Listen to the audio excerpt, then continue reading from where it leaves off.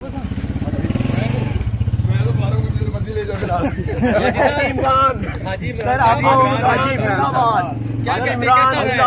जाऊंगा जरूर इंशाल्लाह।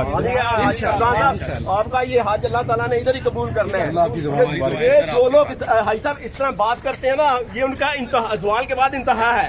जो पावर में हल्के है ना, ये उनका सवाल शुरू हो गया। नहीं, इस दफा बहुत तकलीफ है, बहुत तकलीफ है। हाजी इमरान जिंदाबाद, हाजी इमरान जिंदाबाद। मामू खड़े थे। मियां अली इशफाक साहब जिंदाबाद। सजी मैंने सजी आपको सलाम करने के लिए क्या हाल है?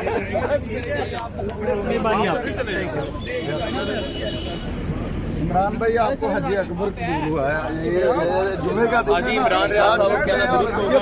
इमरान खान रियाज साहब ने आप देख सकते हैं इमरान रियाज खान साहब को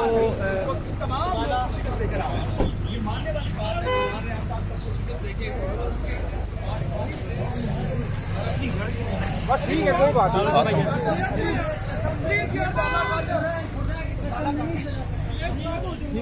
यार।